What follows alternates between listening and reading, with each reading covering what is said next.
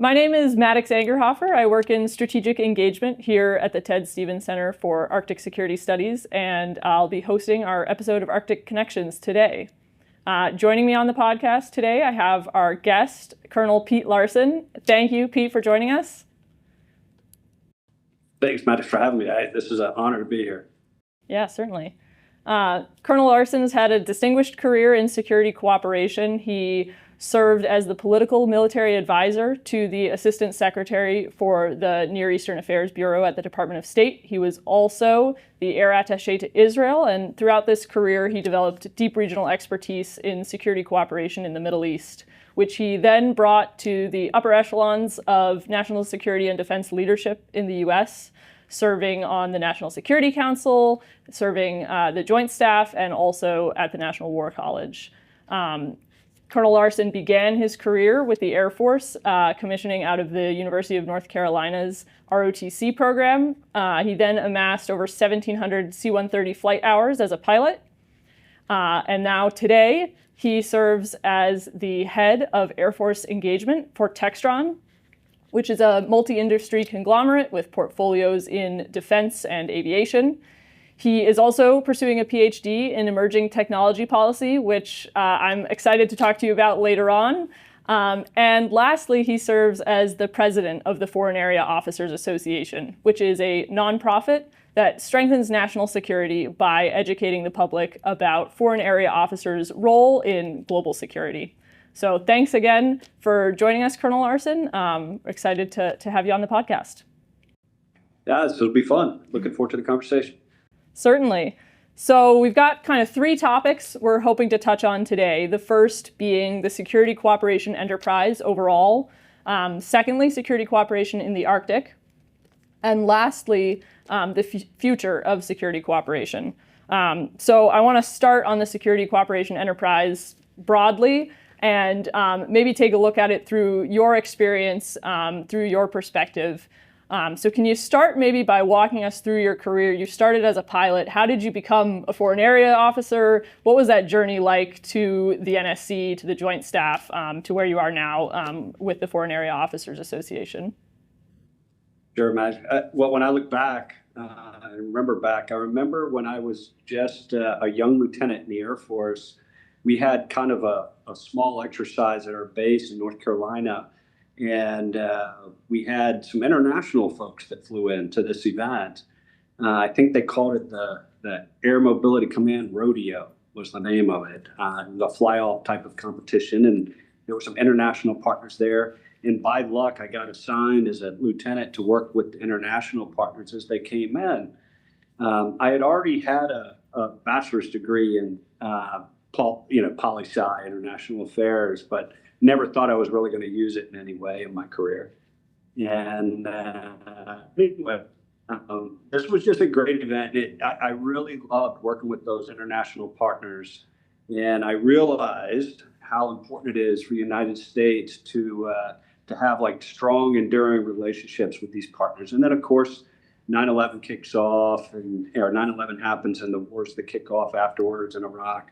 You're working with international partners all the time. And, it just made an impression on me at a point in my career when I was still learning. And then during the Iraq War, Donald Rumsfeld, they had this big study on kind of what we could have done better in Iraq. I think it was conducted by James Baker. You can still publish the report on Amazon. I think it's called the Iraq Report. But in that study that they commissioned, they had about 70 items of things that we could have done better as a country. And about the last 10 of them were all related to things that we could have done better with our partners and understanding the region and understanding Arabic and all these types of things. And I remember seeing that, and that also made an impression on me as well. And it was that pamphlet or that study that led to Donald Rumsfeld at the time basically saying, hey, why don't we have more military folks that understand the region, that type of thing. And they knew they had an Army FAO program, and all the services had some version of a FAO program. but really the most formal one was the Army's. And as I understand it, at that time, Donald Rumsfeld and some DoD orders commanded the other services to kind of model their programs after the Army's. The Air Force was basically told, hey, make the program, which involved a graduate degree in the region of expertise, language. You have to at least be on a certain skill level on your foreign language capability, and also some in-country training. So the Air Force starts this program, and then they advertise it to all the officers to apply. Well, there were, about 850 applications that came in for this because it looked really interesting. I forgot about it after I put the application in, and then one day I get called up to the front office and said, "Hey, did you put in this application for this thing?" And I go, "Yeah." And they're like, "Well, you got it." And it was Arabic and Middle East, and I was like, "Whoa, okay." I thought I was going to get German and Europe or something like that. And anyway. It was great because the Middle East was absolutely fascinating in learning about that. So I go out to MPS and get my degree in Middle East Studies, and then go up on the hill to the Defense Language Institute and learn Arabic there, and then came back to DC and learned Hebrew, and then went off to Israel as an attaché. I absolutely love that job. As most FAOs that do attaché work do. It's just a fascinating, fun position where you're kind of at the national security level, where you're actually implementing things that are coming out of the White House and the National Security Council on the ground, but you're also at the tactical level, making sure you understand the country that you're in.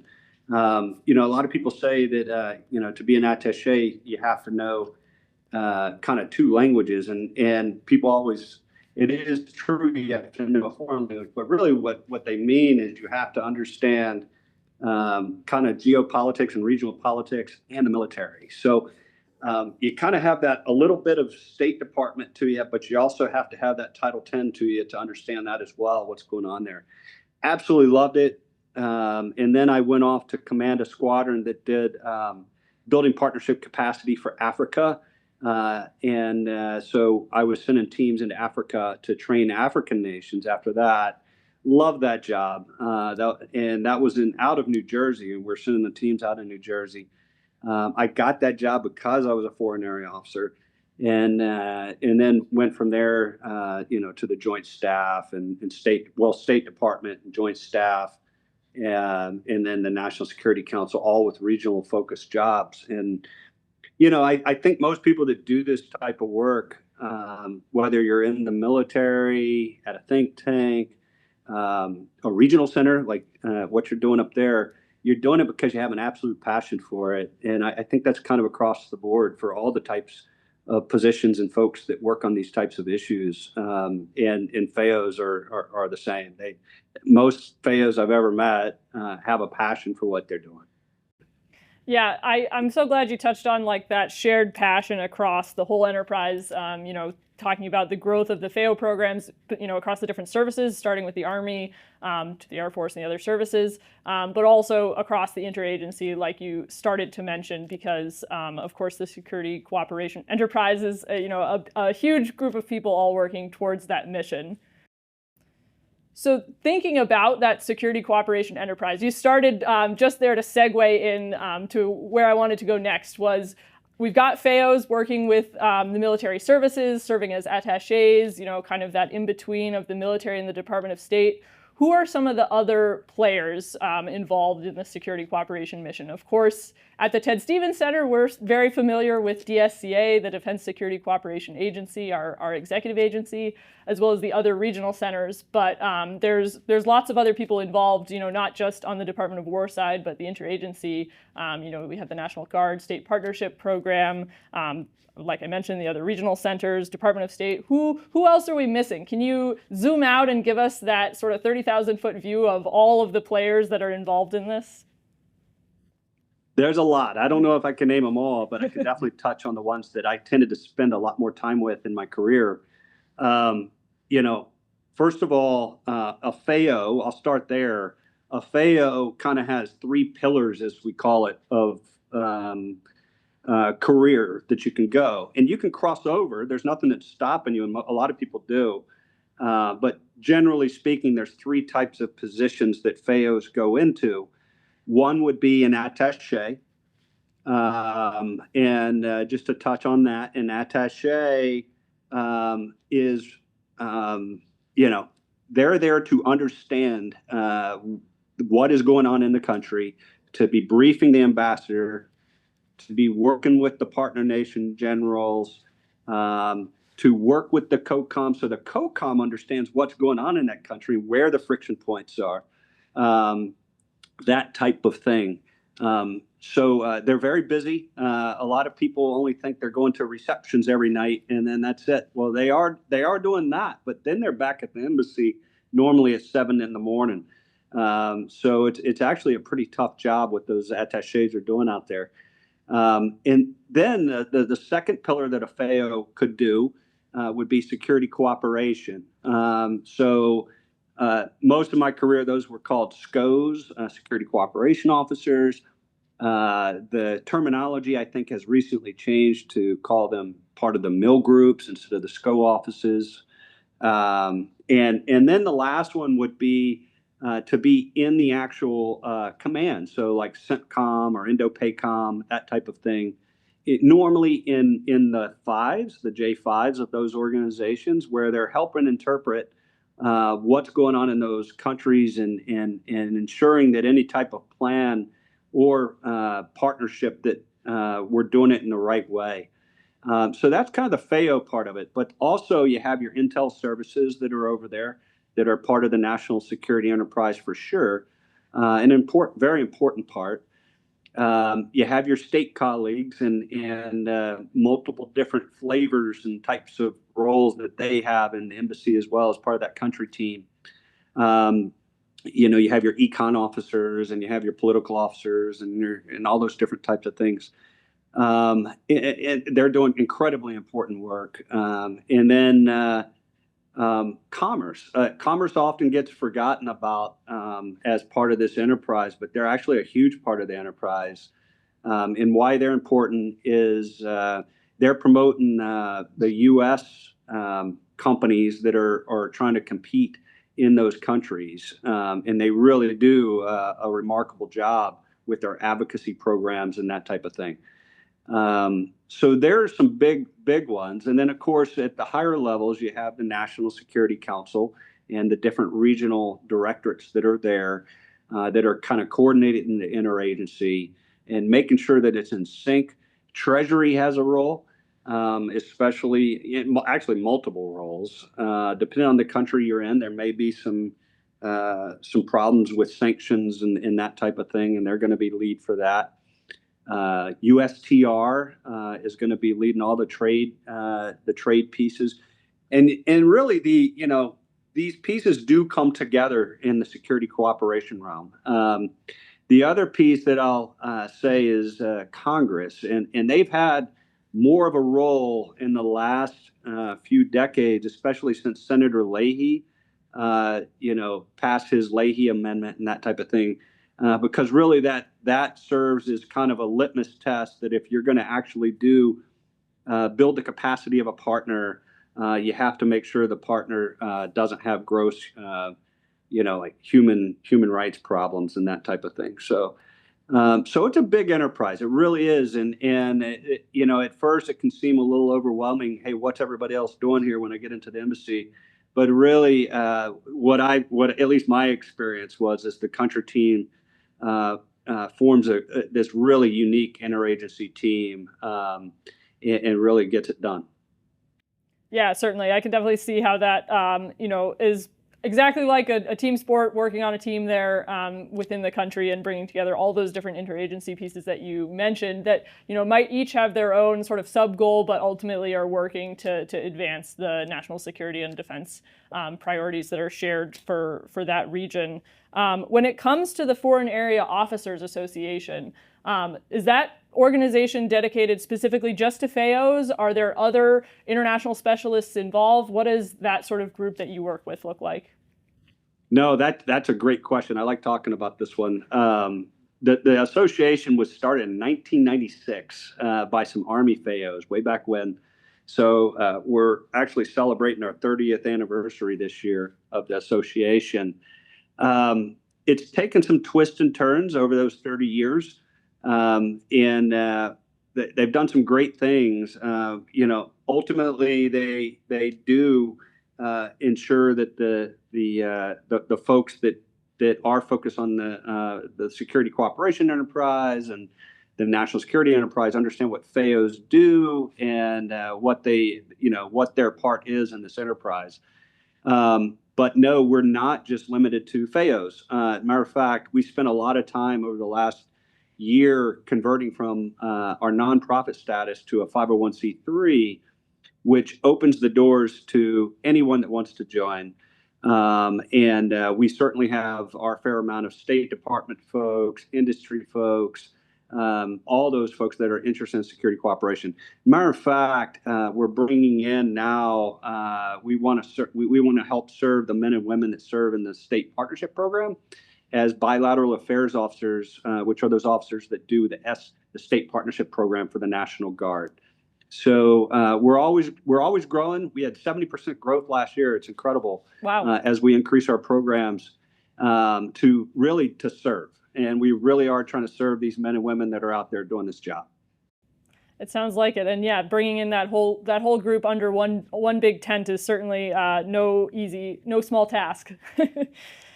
I want to touch on now something you mentioned earlier related to those men and women serving in these capacities and what makes them successful. What type of person does it take to be a successful FAO or other security cooperation practitioner? And you had mentioned FAOs in particular have to know at least 2 languages, but really it's more than that because they're fusing the tactical to the strategic, the military perspective with the Department of State diplomatic view.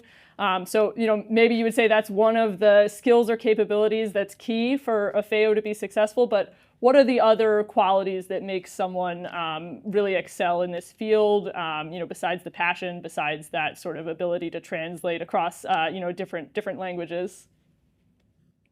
No, well, that's a lot of it. That's a great starting point, what you just said, to be honest.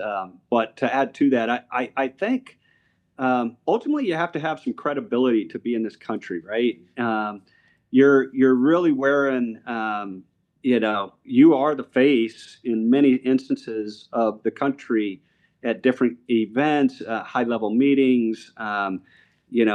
Most attachés are going to be sitting across from the chiefs of defense or even the presidents of these countries at some point within their time in these countries. So you have to be credible. You have to have a certain amount of humility, I think, to do the job. And you also have to have, I think, that kind of intellectual curiosity and appreciation for other cultures, of course. At the end of the day, you are in this other culture, and you have to have enough awareness to work within that culture to try to understand it. Because really, one of the reasons you're there is to translate that back in a way that benefits the U.S. national security interests. So you're kind of out there. You can't do it if to go back to those qualities we mentioned, if you don't try to be aware of the culture you're in and that type of thing and what that means, you can really steer the ship the wrong way when it comes to your advice going back to the national security enterprise that you're serving. Yeah, that cultural awareness or, just curiosity even to try and build better understanding of the region you're serving in, the country you're serving in, really sounds like a key component here of, someone who's going to be that point of contact to help support the senior leaders working on strategic issues or tactical issues in whatever country you're serving in. The theme of Arctic Connections, the podcast we've been thrilled to have you join us on, is connecting the Arctic to the world and the world to the Arctic. So I want to move towards our second topic today, which is security cooperation in the Arctic. And I'm going to ask you to make that connection between the world and the Arctic.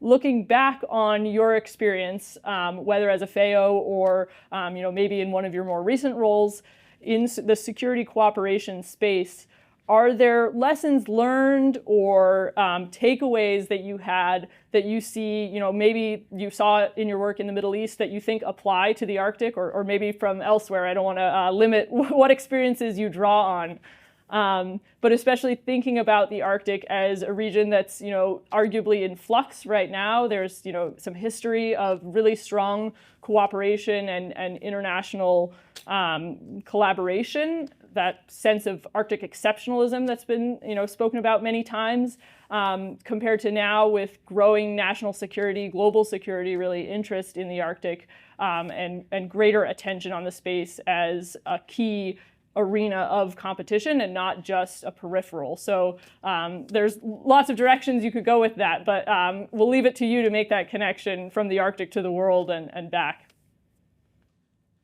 No, I love the question. Not being specifically a regional expert of the Arctic, I can just draw on what I've learned about the security cooperation in general and the national security enterprise and kind of the tools that we use. What comes to mind for me when I think about this is one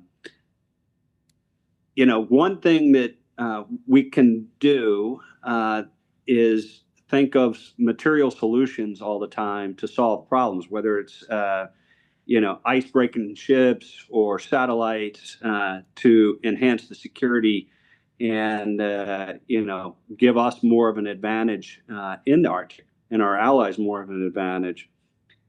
But at the end of the day, that those things all matter. There's no doubt about it. Very, very important to national security. But at the end of the day, the connective tissue that makes security cooperation happen is relationships and credibility and trust. And I forgot who said you can't surge trust, but it's certainly a truism in the security cooperation space. I think that when I think of this, I think of the relationships of the 6 NATO allies that we have in the Arctic region, and really it goes beyond that. And there's just so many. When I went through and looked through at all the different exercises that have happened just over the last couple of years in the Arctic, whether they were in Norway or Finland, everywhere else, all of those take people and relationships to build and make them effective. And when you think about the great power competition that's really happening in the Arctic, we see it with Russia and China. I truly believe that part of deterrence is the relationships you have, and it just makes sense, right? It's just kind of logical that if your competitor sees that you have partners and those partners have specialties that can also deter, it's a really strong thing. And when you go back to the security cooperation space, you have these attaches out there. And again, they're just part of this amazing team out there. They're just one piece of it. But they are an important piece. And they're in these state capitals, whether it's in Oslo or wherever else. And they're the ones that on a daily basis are building that credibility for our country and on the mill-to-mill side. So I think that, to your question, I think that there is absolutely 100% a strong reason that we have attachés and security cooperation enterprises in the Arctic. I will say some unique features as I thought about the Arctic when it comes to security cooperation, because one thing about it is security cooperation in Africa is going to look different than it's going to look in the Arctic for many different reasons. There are state partnership programs, for example, in the Arctic. We have, I think it's Minnesota and Norway, and I think Virginia is with I forgot which country, but there's at least two formal relationships there. The reason I talk about the state partnership program for a second is because that program is a persistent relationship that builds trust between the two countries over, it could be over decades, right? I think the Norway one is over decades. And that's extremely important when you need to call upon that relationship for a deterrent situation or for whatever it is. You want to have those relationships in place that you can't surge for later. So I do think that the role of security cooperation is absolutely critical, and I think it's still there. The one thing that the kind of the strategy may flux a little bit, but at the end of the day, the relationships, as I know them, are really strong. The mill-to-mill relationships, and again, it starts with those attachés. It's not only them; they're just a piece of it, but they're the ones that are going to be leading the charge when they're bringing in the generals from DC into the mix and all those types of things to make sure that the whole relationship is smooth. So I think that it's security cooperation and security assistance, all those things, interoperability. It matters in the Arctic just as matters as it does anywhere else. Definitely. And when you talk about trust as, maybe a building block or a component of deterrence because of that relationship you could develop with allies and the way that, expands our own capabilities, having those partners we can draw on. Is there an example that comes to mind to you from your career, or something you witnessed of maybe an attaché who did something that really helped build that trust with a partner? Is there something concrete you can point to that you noticed that trust building happening, that relationship building, whether it's military to military or other interactions? Is there one that comes to mind to you? Yeah, I mean, look, and at the end of the day, there's countless relationships. I mean, it's interesting. One of the things the association did, the Foreign Area Officer Association, long before I was a part of it, is they sponsored one of the museum walls, if you will, in the Pentagon, and it's between corridors 7 and 8, I believe, and it's the FAO corner. It's the Foreign Area Officer corner. And it just does this great job of showing the history of these types of things that FAOs have done over the years to strengthen these relationships in exactly what you're talking about. And there's just this incredible history that goes back, quite frankly, way before we had something officially called the Foreign Area Officer. These international focused military officers that really get these things done and help smooth out the relationships, build the interoperability, all that. Sure, there's plenty of examples, personal examples where the attaché is either the person that is relieving the friction points that might be there between two countries because they really do understand the budget constraints, the political constraints, all those things that they're tasked to understand. Their job is to understand those things in the country they're in.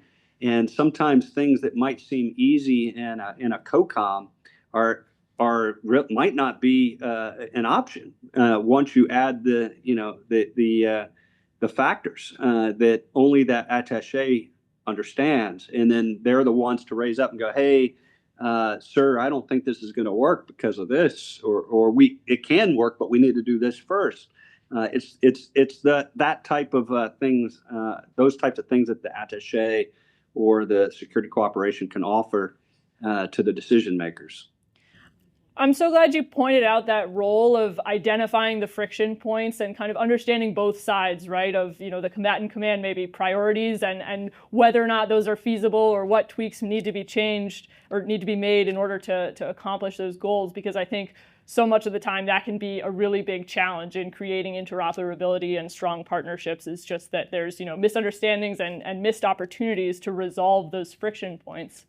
So I wanted to ask you, from your experience, maybe as the air attaché in Israel, or maybe other experiences you've had working with really technologically advanced partners and really capable partners, what are the friction points that you encounter there that might be different from working in more of a capacity building capacity, if you will, where you might be working with an ally or partner that it's more of a one-way transfer of information, versus when we look at the Arctic region, so many of our partners and allies are extremely capable, both technologically, tactically. I think about partnerships like the binational command with Canada of NORAD, which is historic and has that long history, and is also modernizing as we speak and becoming perfectly capable for future threats. Another one that comes to mind that you touched on earlier with ice breaking would be Ice Pact, with Canadian again and Finnish allies that can provide the utmost world-renowned best practice expertise in ice capable shipping. So when you think about working with that type of partner towards interoperability rather than capacity building, where are the friction points that you find? Is it resourcing? Is it where would you point those out? No, look. That's a great question. It really is, and there are 100%.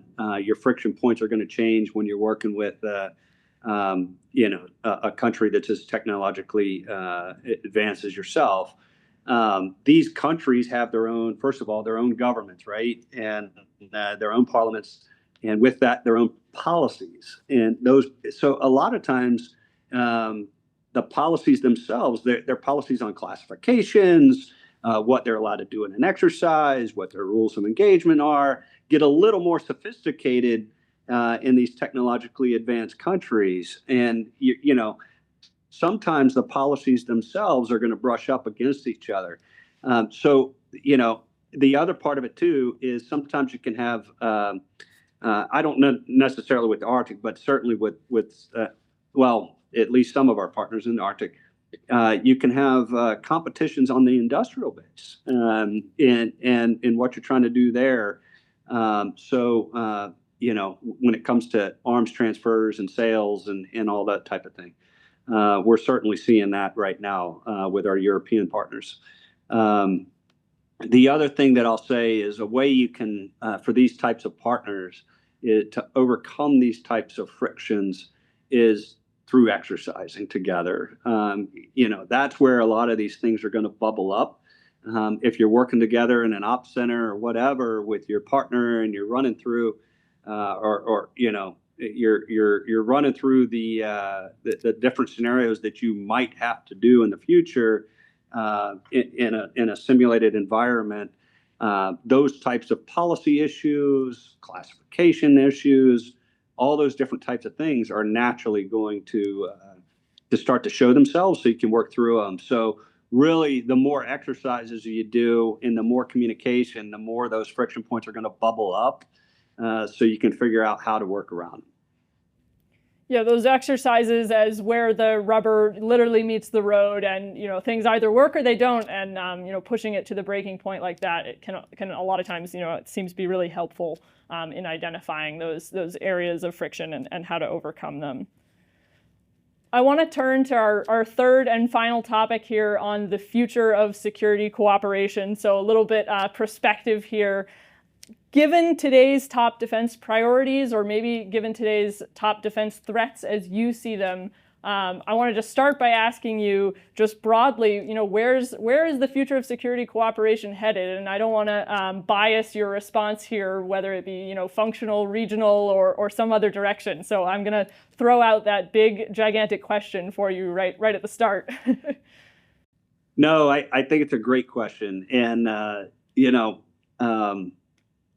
first of all, just as technology is advancing, the role of a security cooperation officer or attaché or whatever that might be. At first glance, you might go, well, what do we need an attaché anymore for if I can just chat GTP what the cultural environment is in this country or whatever and answer it that way.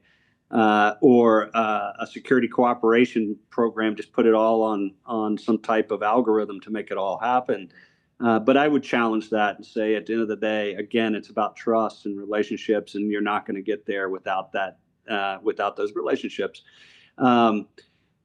I will say that as we grow into the space realm and that type of thing, we've seen already that there is a need for these types of experts, even in that space, and we're seeing it. So I think the Space Force is standing up their own version of a FAO right now, and I think they've even named kind of their first cohort, if I'm correct. I'm not positive on that, so that's very exciting. I think right now you've seen a shift in the emphasis on our defense industrial base and strengthening that through security cooperation.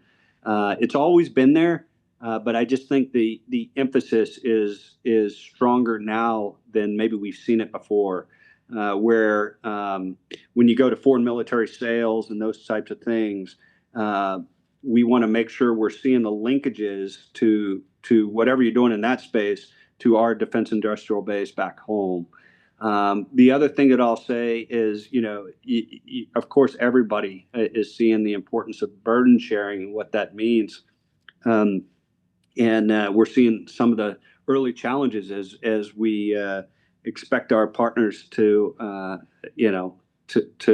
burden share. And with that, it's not all about how much a partner spends. Burden sharing isn't just money. It comes in other ways too. How they sustain, how they participate in exercises, what they give as far as access, and those types of things. So there's and what their political will is. That's also burden sharing. It's not just what their budget says it is. So I do see that shifting a little bit right now, and that's kind of my my initial thoughts. Certainly. When you talk about the emphasis on the domestic sort of U.S. defense industrial base as a component of security cooperation, as something that can be advanced through security cooperation, does advancing our defense industrial base require engagement with different partners than in the past for security cooperation practitioners? Or is it looking like their job is staying the same, but there's other people who are involved? What does that look like with bringing in more of private industry, having them be a bigger part of that international security cooperation? No, that's an excellent question, and I think the Pentagon is working really hard on that question themselves right now, and they're spending a lot of time trying to answer that question, and have some really smart people looking at it. I think that yes, it does in fact require a different mindset, because if that's one of your named goals is to ensure that the defense industrial base is healthy and strong and ready for the future. And you're looking at these types of, as an example, if you have a certain piece of kit that you're trying to sell to a partner or a group of partners, you want to make sure, and you want to again draw those lines back to the factory, and that can happen in multiple ways as we see. But examples are can the factories are they capable right now of with their workforces and factory lines to build whatever that is? Do we need that factory to keep? Well, here sometimes foreign military sales can be a way to keep a factory line hot. In other words, to keep it producing its thing, because maybe the U.S. need for it is not as strong right now, but it may be there in the future.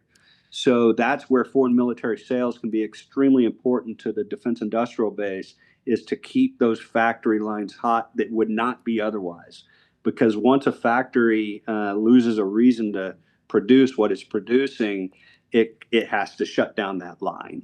So we don't want to shut down certain lines, but yet maybe we have enough of whatever that kit is, and those are some of the types of things that we have to think about when it comes to foreign military sales and the role of industry, and how those all connect. Yeah, I'm glad you explained kind of some of those efficiencies that can be gained by, leveraging demand from international partners, right, for defense industrial products or manufacturing capacity that we might not, meet the same scale without those international partners. So I think that was a really good point to highlight, and I just wanted to foot stomp exactly what you said.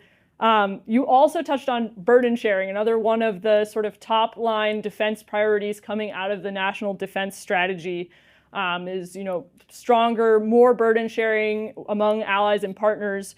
For security cooperation practitioners, for FAOs, does that mean we're asking more of them, or are we asking them to do something differently?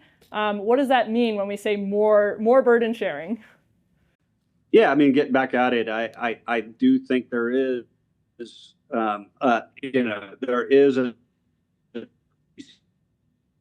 there is a financial piece to it as part of their budgets, and we want to see that go up. Look, we've wanted to see that go up for decades, really, even with our European partners. But it's more than that too. Like I said, it's about ensuring that they have real capabilities that can deter themselves. That's burden sharing, right? We want them, if they are our ally, and even in Arctic here, we want to make sure they have capabilities that deter our competitors there, that they're sustaining their forces, all those different types of things. And getting back to kind of the security cooperation piece, that's certainly a piece of it. And really, for the folks that have to make these tough decisions, one of the big things that comes up in kind of the foreign military sales world is co-production.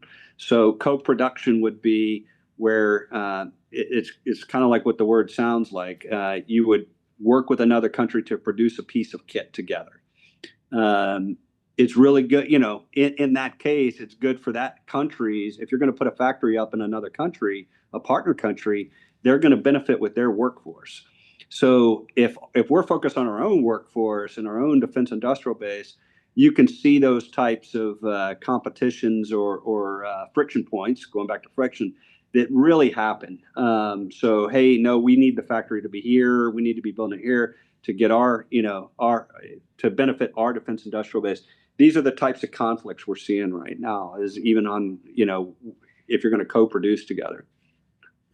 Right, and presumably, when that co-production initiative reaches, success, if you're able to do that, that's got to be a real trust-building measure, right? Because then we're both dependent on the same sort of supply chain. We're co-producing it, we're collaborating, we're in it together, and so it just comes back to exactly what you said about trust being that basis of security cooperation, of deterrence, of the whole puzzle. I want to just maybe bring things full circle. When you started off describing your career, you talked about this capability gap that was identified, following Iraq, about the lack of understanding for, some local pieces of the region, and the FAOs, moving beyond the Army into the other services as a way to fill that capability gap. It sounds like, from what I've, heard from you talking today, part of the role of a FAO, right, is identifying those capability gaps now and trying to bring U.S. capabilities and capacities to bear on those gaps, and also identify where can our partners and allies shoulder that burden of bridging the gap. Does that sound right to you? What is the central role of FAOs or of security cooperation practitioners in terms of capability gaps and bridging those gaps? Yeah, 100%. I think that by country, remember these FAOs are typically in their countries anywhere between 1 to 3 years, depending on the country that they're in.